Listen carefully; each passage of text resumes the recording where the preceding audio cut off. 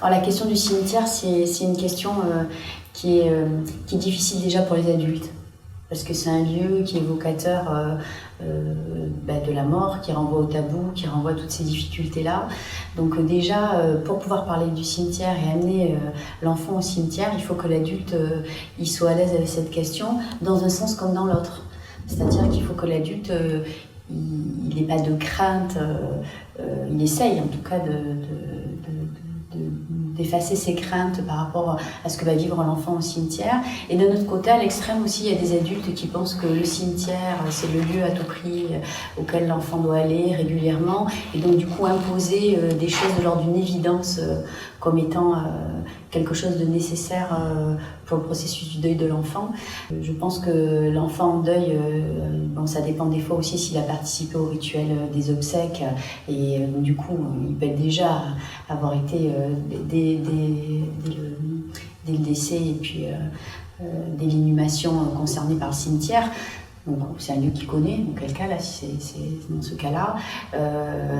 Après, c'est à l'enfant sûrement de choisir aussi s'il y va, comment il y va, pourquoi il y va. Je crois que c'est des questions, il ne faut pas hésiter. Et puis, est-ce qu'il a envie d'y aller aussi, à poser à l'enfant pour aussi voir avec lui quel sens ça a pour lui, le cimetière. Parce que nous, on a un sens dans notre culture, on en a un sens en tant qu'adulte, en fonction de nos convictions.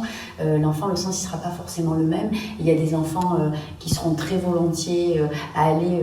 j'ai une petite fille, elle voulait aller au cimetière sur la tombe de sa maman, parce qu'en fait, elle voulait que ça soit propre, parce que sa maman était quelqu'un de très ordonné, très rangé. Et donc, son souci, c'était pas du tout d'aller se recueillir, c'était de continuer elle avait d'autres moments où elle était plus en recueil avec sa maman, où elle lui parlait, etc. Mais pas au cimetière. Au cimetière, elle faisait le ménage. C'était, il fallait pas qu'il y ait rien qui bouge, qu'il n'y ait pas une fleur qui soit, voilà.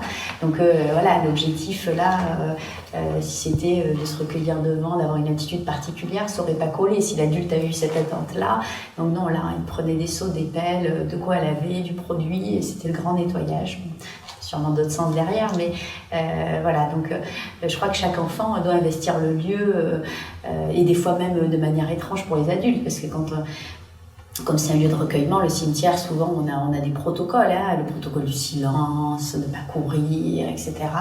Et là aussi, il faut pouvoir s'autoriser aussi, tout en rappelant les règles à l'enfant, qui sont les règles, d'avoir un enfant qui crie, qui chante, qui court, Donc après, des fois, il faut contrôler un peu les enfants qui sont un peu plus mobiles et qui ne vont pas respecter et passer sur les sépultures sans trop se soucier, voyant ça comme des obstacles de jeu et non pas du tout comme un lieu de recueillement. Et voilà, mais bon, c'est vrai que il faut surtout, je crois, quitter l'idée de la représentation que ça a pour nous adultes, un peu la dédramatiser, parce que du coup l'enfant va y aller peut-être avec plus de facilité. Du reste, c'est ce que je disais tout à l'heure, c'est-à-dire que le cimetière, il peut être visité pour d'autres raisons, des raisons culturelles, même lorsque l'enfant n'est pas en deuil, comme on va visiter une église.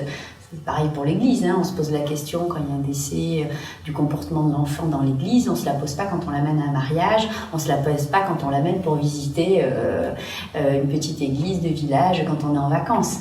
Donc les questions, on se les pose en fait quand on est concerné affectivement, émotionnellement, et c'est ça qui je crois qu'il faut un peu se détacher peut-être de ça pour pouvoir vraiment coller aux besoins de l'enfant par rapport au cimetière et à sa venue dans ce lieu-là, et ne pas en faire quelque chose qui correspondrait aux demandes de l'adulte, à la fois dans ses soucis de protection ou dans la temporalité, d'y revenir souvent, etc.